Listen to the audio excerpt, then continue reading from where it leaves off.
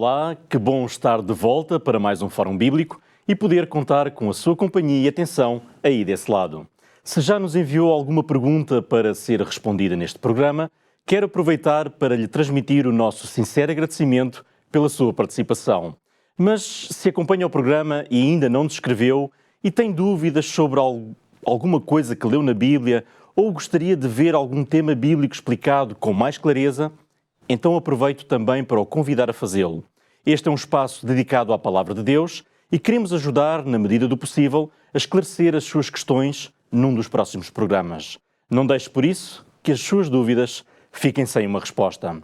Faça-nos chegar as suas questões para o nosso e-mail programas@novotempo.pt ou então por mensagem para o nosso número de telemóvel 933 939291, mencionando sempre o nome deste programa, que já sabe, é Fórum Bíblico. Este programa está disponível em vários canais a que pode aceder, pode ver no canal 186 da MEL, no YouTube da Novo Tempo Portugal e pode também ouvir na rádio RCS em 91.2 FM, se está na região da Grande Lisboa, ou então online em radiorcs.novotempo.pt. Na leitura atenta da Epístola aos Hebreus, deparamos-nos com passagens de grande profundidade espiritual, mas que por vezes podem gerar dúvidas ou até mesmo algum tipo de dificuldade na sua compreensão. E é exatamente uma dessas passagens da Epístola de Hebreus que está hoje em destaque no nosso Fórum Bíblico e sobre a qual trazemos algumas perguntas. Para nos ajudar a entender melhor essa passagem bíblica, contamos com a presença do nosso convidado residente, o teólogo Artur Machado. Olá, Artur. Olá. Bem-vindo uma vez mais. Muito obrigado por nos ajudar e hoje vamos continuar a esclarecer, como já fizemos em alguns programas anteriores, uma passagem bíblica e vamos já procurar saber que passagem é essa através da primeira pergunta que nos foi colocada e que é a seguinte. Li recentemente a Epístola aos Hebreus e reparei numa passagem que despertou a minha atenção, porque afirma que é impossível que as pessoas que já foram crentes sinceros e que tenham caído sejam renovadas para arrependimento. Será isso mesmo assim? A pergunta não menciona a passagem, mas o Artur vai nos elucidar qual será. A passagem em questão é de Hebreus capítulo 6, os versículos 4 a 6.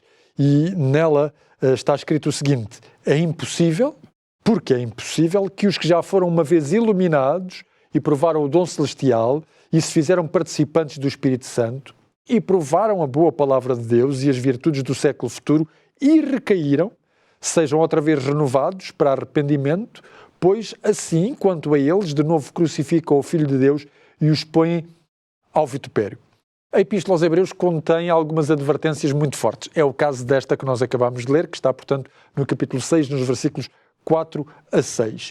Isto porque o autor da Epístola aos Hebreus está preocupado com as condições espirituais das pessoas às quais ele escreve e utiliza estas advertências para os persuadir a que eles possam renovar a sua fé cristã, a que possam crescer e desenvolver-se espiritualmente, a que tenham um compromisso mais firme. É verdade que estes versículos têm deixado perplexos e têm deixado confundidas as pessoas quando os leem, porque parece que eles não deixam qualquer margem para um arrependimento futuro e aceitação por parte de Cristo de algumas pessoas que tendo sido cristãs, depois o rejeitaram. E, portanto, é lógico que esta passagem possa levantar questões. Por exemplo, será que estas pessoas que estão aí descritas eram verdadeiros cristãos ou apenas fingiam ser bons cristãos? Qual foi a natureza da sua queda? Ou seja, diz que eles caíram, mas não nos diz qual é a natureza dessa queda. A apostasia foi uma apostasia total ou foi uma apostasia limitada?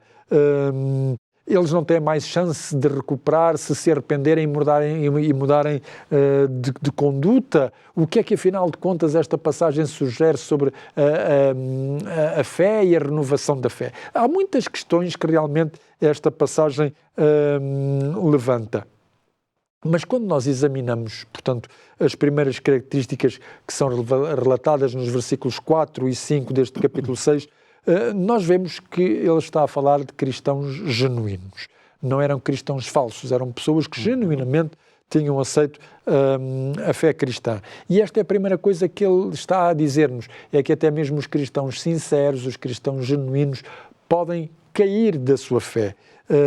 E, portanto, vamos ver o que é que nós podemos aprender já no nosso ecrã.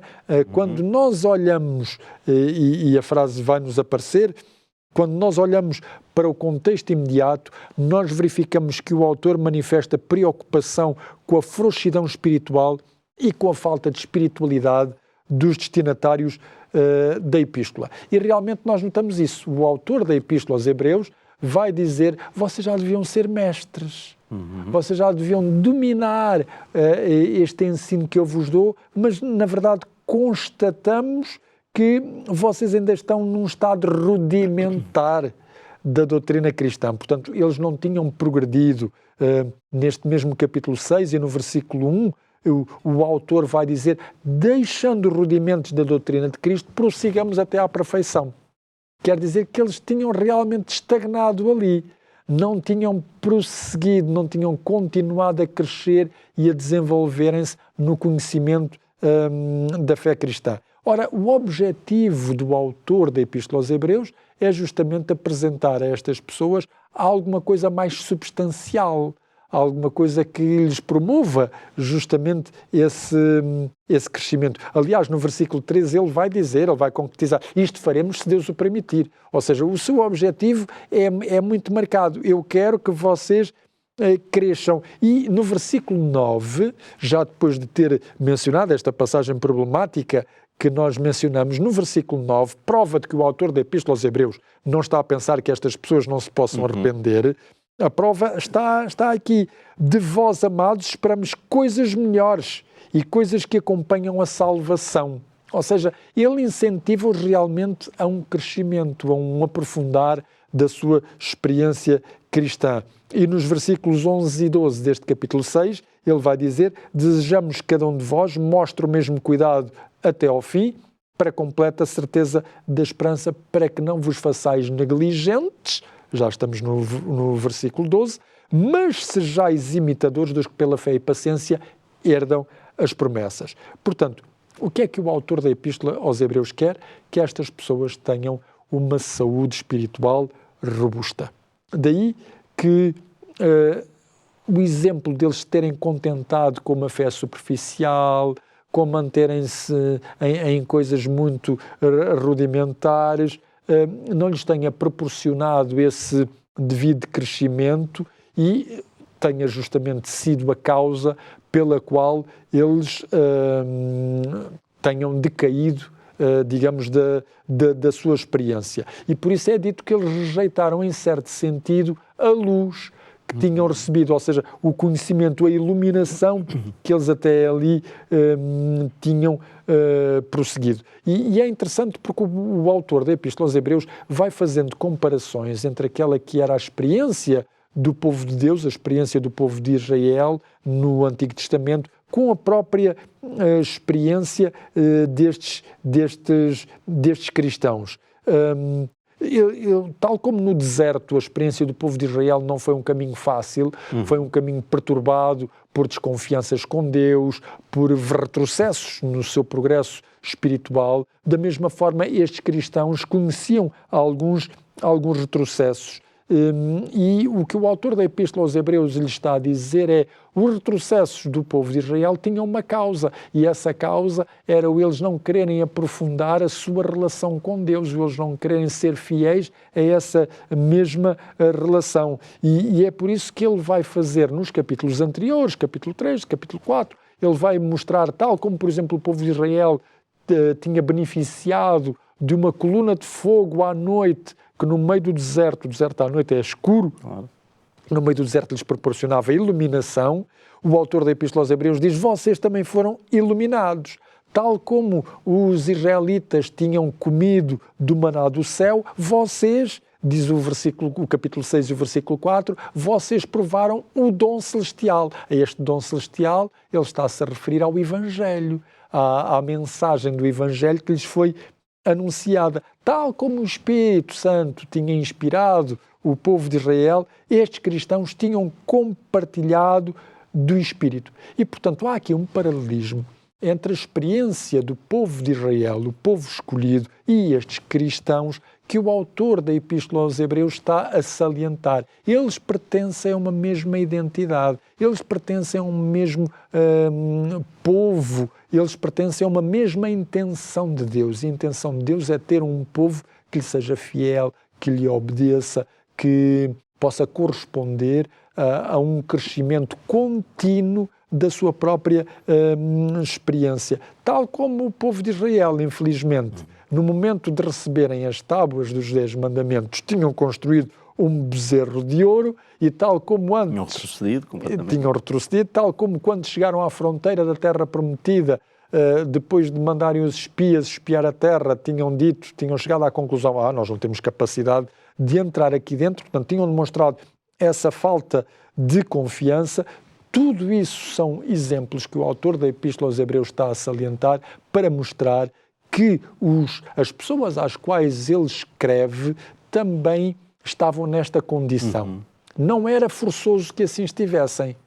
Ou seja, tal como o povo de Israel fez isso por opção própria, isto aconteceu também com eles. E daí que havia esta advertência numa linguagem forte, numa linguagem mais, diríamos, mais incisiva, para os fazer despertar de uma realidade espiritual que era inconsistente. Além de ser inconsistente, era perigosa, porque os afastava daquilo que era o objetivo de Deus para eles. E, portanto, ao decaírem da expectativa de Deus, de certa maneira, ao terem renegado a sua fé cristã, eles agora estavam numa situação perigosa, numa situação incómoda, que os levava a quase serem o oposto daquilo que Deus pretenderia que eles fossem. Portanto, o objetivo da Epístola aos Hebreus não é condenar estas pessoas, é exortá-las, é mostrar-lhes o risco que eles estão a correr para evitar justamente que aconteça isso. Muito bem, penso que ficou muito claro e é também um apelo para eles desenvolverem uma fé mais robusta, mais firme, para não, pelos exemplos passados. Também percebemos também a importância de perceber o contexto para interpretarmos estas passagens, neste caso um bocadinho mais isolada, mas no contexto toda a mensagem de advertência e de apelo de Paulo. Muito bem, eu quero agora chamar a sua atenção para a oferta que temos para si neste programa. É o Guia de Estudo da Bíblia, intitulado Evidências. E esta oferta é um recurso valioso que eu tenho a certeza que não vai querer perder. Ele foi escrito pelo Dr. Rodrigo Silva e, tal como o nosso programa, este guia também está organizado em formato de perguntas. São 14 perguntas ao todo e cada uma delas dá origem a uma lição pensada para estudo e para reflexão pessoal. No início de cada uma das lições encontrará um código QR Code no canto superior esquerdo e ao digitalizá-lo terá acesso também a uma videoaula exclusiva que foi gravada pelo próprio Dr. Rodrigo Silva e que aprofunda o tema que está em análise em cada lição. Portanto, já sabe, pode pedir o seu guia de estudo e evidências, ele é totalmente gratuito e pode solicitá-lo enviando-nos uma mensagem para o número 933 93 92 91. Eu volto a repetir para que anote bem, 933 93 92 91. Antes de avançarmos para a segunda pergunta do nosso fórum, chegou o momento de fazermos uma breve pausa. Fique desse lado, nós voltamos já de seguida, após um curto intervalo. TV Novo Tempo, o canal da Bíblia, o canal da Esperança. Estamos a iniciar a segunda parte do programa Fórum Bíblico. Hoje estamos a debruçar-nos sobre o texto que encontramos em Hebreus, capítulo 6, versículos 4 e 6, onde são abordados temas profundos relacionados com fé, arrependimento e salvação. Se começou a ver ou ouvir apenas agora, fique por aí, pois terá a oportunidade de conhecer a resposta às duas últimas perguntas deste programa com a ajuda do teólogo Artur Machado. E sendo este um fórum que recebe as suas questões ou dúvidas sobre a Bíblia, saiba que pode enviá-las para o nosso e-mail, programas@novotempo.pt ou através de mensagem para o WhatsApp ou SMS para o número 933 93 92 91. E tal como está a assistir neste momento, nós iremos procurar dar a resposta num dos nossos próximos programas. Vamos voltar novamente ao nosso programa e à próxima questão. Na primeira parte, o Artur teve a oportunidade de fazer uma análise sobre esta passagem específica, em Hebreus capítulo 6, versículos 4 e 6, e de nos explicar o contexto que está envolvido. E eu diria que a próxima pergunta, que já está aqui no ecrã, é inevitável, e que é: existem na Epístola aos Hebreus outras passagens que vão no mesmo sentido que o da passagem Hebreus 6, 4, 6? Sim, na verdade nós encontramos. Já. Encontramos, por exemplo, no capítulo 10 e no versículo 26 em diante, em que o autor diz: porque se pecarmos voluntariamente, depois de termos recebido o conhecimento da verdade, já não resta mais sacrifício pelos pecados. Vai exatamente no mesmo sentido. O sacrifício pelos pecados no Antigo Testamento equivalia ao perdão dos pecados. No Novo Testamento equivale ao sacrifício de Jesus Cristo, que é completo para nos perdoar os pecados. E ele diz: se pecarmos voluntariamente. Mais adiante, no versículo 29, ele diz: de quanto maior castigo cuidais vós, será julgado merecedor aquele que pisar o Filho de Deus e tiver por profano o sangue do testamento. Mais adiante, na própria Epístola aos Hebreus, no capítulo 12, no versículo 15, o autor da Epístola aos Hebreus diz: tende cuidado, ninguém se prive da graça de Deus, e que nenhuma raiz de amargura vos perturbe, e por ela muitos se contaminem. No versículo 17, ele vai dizer: não rejeiteis ao que fala. Portanto, ele vai mostrando que há aspectos que estas passagens têm em comum com a nossa passagem de Hebreus 6, versículos 4 a 6. Nós poderíamos dizer uma linha divisória, para lá do qual a passagem dessa linha divisória torna a experiência espiritual do crente perigosa. Uma experiência, nós poderíamos dizer, de quase não retorno, de quase impossibilidade de ser novamente alcançado pela noção de arrependimento, um adormecimento geral da consciência. No fundo é isso. Como uma consequência de uma rejeição total. De uma consequência de uma determinada rejeição. E é bom nós agora fazermos alusão aqui no nosso ecrã a que contexto é que nós estamos a fazer alusão. A Epístola foi escrita num período de oposição crescente ao cristianismo.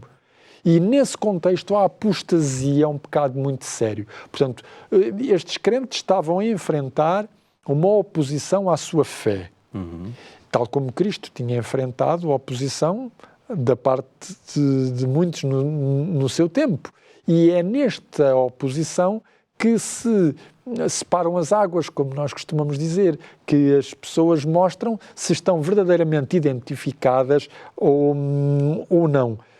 Quem ficasse muitas vezes a favor da sua fé corria riscos, é óbvio. Podia perder as suas propriedades, podia perder o seu trabalho, podia inclusivamente perder a sua vida, ou podia perder o seu cônjuge. Nós temos relatos de crentes, judeus ou pagãos, que ao afirmarem a sua fé cristã, os seus cônjuges não os queriam seguir nessa sua mesma decisão. E, portanto, havia famílias que ficavam absolutamente divididas. E este era realmente o risco. Mas era preciso saber se a relação com Cristo se preservava, porque o próprio Jesus tinha dito: vai acontecer-vos a vocês o mesmo que aconteceu a mim. E ele tinha mencionado: se alguém não deixar pai, mães, filhos, filhas, por amor de mim. Não quer dizer que Cristo, que a aceitação da fé cristã obrigue a que as famílias se dividam. Quer dizer que há uma linha divisória, sim, é quando, para preservar uma determinada unidade familiar, eu perco ou abdico de valores e princípios fundamentais da minha identidade cristã. Essa é que é a separação. Exato. E, portanto, este era realmente o risco no qual estes crentes estavam a incorrer. E era para aqui que o autor da Epístola aos Hebreus estava a apontar. O abdicar desses valores significava a morte da relação com Cristo. O próprio Cristo tinha dito: quem testemunhar de mim junto dos outros, eu também testemunharei dele no céu. Quem me negar, eu vou ter que o negar também. porque não há outra alternativa. E, portanto, a rejeição da fé cristã dava ocasião a que os pagãos, por exemplo, expusessem a ridículo o próprio Cristo. Daí estas afirmações tão fortes, porque a negação da fé cristã, por parte de um crente, punha a ridículo a própria fé cristã. Era também um testemunho negativo, diríamos assim. Dizer uma influência negativa perante aqueles que estavam até com a possibilidade de tomar uma decisão, não é? Enquanto que a afirmação da fé cristã em face do que estava em jogo, e a pessoa se mantinha firme, trazia muitas vezes da parte dos que observavam adeptos para a fé cristã. Muito bem. Tendo em conta o que foi exposto sobre essa rejeição total da fé, a próxima pergunta, e que aliás é a última deste programa, vai de encontro àquela que eu considero que é a questão central que precisa de ser respondida, e que é: porque era impossível então para os cristãos que negaram Cristo serem renovados para arrependimento, tendo em conta o que explicou e o contexto. Ora, e podemos ir à nossa última frase de hoje, que diz assim: tudo aquilo que estes cristãos tinham tido, a iluminação, e que o autor mostra na Epístola aos Hebreus, capítulo 6, versículos 4 a 6, a iluminação, o dom celestial, o Espírito Santo, a bondade da palavra, eles tinham negado devido à sua apostasia. Ou seja, no fundo rejeitaram tudo o que Deus poderia fazer por eles, e a Bíblia afirma que é a bondade de Deus que nos conduz ao arrependimento. Isso é o que o apóstolo Paulo nos diz na Epístola aos Romanos, no capítulo 2, versículo 4. Se é a bondade de Deus que me conduz ao arrependimento, e se eu acabo por negar Deus e dizer que não o quero mais na minha existência, logo eu estou a excluí-lo da minha vida. E Deus respeita a minha liberdade. Não pode forçar. Deus respeita a minha liberdade, portanto, Deus existe na minha existência quando eu lhe franqueio a minha consciência, quando eu lhe dou a hipótese de ele viver. Se eu o nego, ele aceita essa negação. E aí está, a sua presença é que me vai conduzir ao arrependimento. Ora, se essa presença já não existe, não há qualquer meio pelo qual a minha consciência me diga que eu estou a fazer mal. Portanto, Deus não força ninguém a aceitá-lo. Aquele que coloca um ponto final na relação com Deus tem que realmente perceber que Deus deixa de ter condições para o voltar a trazer, a menos que ele próprio vá reconhecer que cometeu um erro. Mas é preciso aqui fazer uma pequena salvaguarda. Às vezes há pessoas que pensam que por terem cometido uma falta qualquer, eu menti, ou eu omiti isto, ou eu fiz qualquer coisa contra Deus que eu não deveria. Estes versículos se aplicam diretamente à sua vida e, portanto, as pessoas passam a viver uma angústia e uma culpabilidade grande. Eu queria tranquilizar aqui estas pessoas dizendo-lhes o seguinte: enquanto a nossa consciência nos acusar de que nós estamos em falta para com Deus, significa que o próprio Deus, através do seu Espírito Santo, está a agir na nossa consciência. Portanto, não estamos de todo nas mesmas circunstâncias, nem nas mesmas condições que o autor da Epístola aos Hebreus está a mencionar. Que já será um estado de indiferença. Exatamente. Aqui nós estamos num estado de negação completa. Eu resolvi negar a Cristo para obter apenas algum conforto material ou algum benefício ou alguma outra coisa qualquer. Já não há aquele remorso. Exatamente. Pouco, não é? Não há aquela coisa de dizer, enquanto mesmo eu estou a fazer esse ato, e eu não devia estar a fazer isto. Não, é qualquer coisa que é deliberada. Saibamos uma coisa, a Bíblia diz que, a própria Epístola aos Hebreus diz que Jesus vive sempre para interceder por nós. E, portanto, nós podemos, em qualquer ocasião em que sentimos essa culpa de alguma falha que tivemos para com Deus, podemos e devemos pedir perdão pelos nossos pecados, e Deus perdoa-nos os nossos pecados. E este texto só existe porque a Bíblia é proativa. A Bíblia está-me a dizer, no fundo, o seguinte: se algum dia estiveres diante de uma decisão deste género, toma atenção. Toma atenção. Não negues a Deus por um benefício material. Deitar a eternidade por algo que é muito transitório, realmente é uma perda imensa. Muito bem. Terminamos da melhor forma com este alerta e com esta advertência para cada um de nós que ouviu a explicação e que certamente foi tocado por estas palavras também de Paulo quando fez esta chamada de atenção. Estamos mesmo a chegar ao fim do nosso programa, mas antes de nos despedirmos, eu quero lembrar-lhe uma vez mais a oferta muito especial que temos reservada para si. É este guia de estudo da Bíblia, Evidências. Este material, como já referi no início, foi cuidadosamente elaborado para o ajudar a encontrar respostas claras e fundamentadas para questões importantes da vida.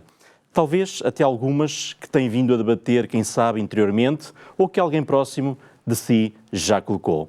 Então, não deixe passar esta oportunidade e peça agora mesmo um exemplar igual a este, gratuitamente, enviando-nos uma mensagem para o número 933 939291 a solicitar o guia de estudo Evidências e a equipa da Novo Tempo Portugal enviará para a sua casa um exemplar. Como sabe, o Fórum Bíblico só faz verdadeiramente sentido com a sua participação. Por isso, queremos muito contar com as suas perguntas, talvez com perguntas que alguém lhe faça e que tem dificuldade em explicar. E para isso é muito fácil, basta enviar-nos essas questões para o nosso e-mail, que é programas@novotempo.pt, ou, se preferir, por mensagem para o número 933 939291. Ficamos assim à espera da sua mensagem e digo também que, se perdeu algum programa anterior, não se preocupe, pois todos os programas estão disponíveis em novotempo.pt.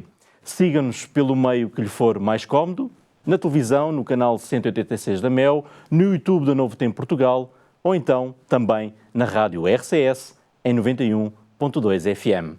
Fechamos aqui este Fórum Bíblico. Despeço-me de si que nos está a ver ou ouvir desse lado, e porque a sua pergunta merece uma resposta, nós marcamos encontro aqui na próxima semana. Por isso, ficamos à sua espera.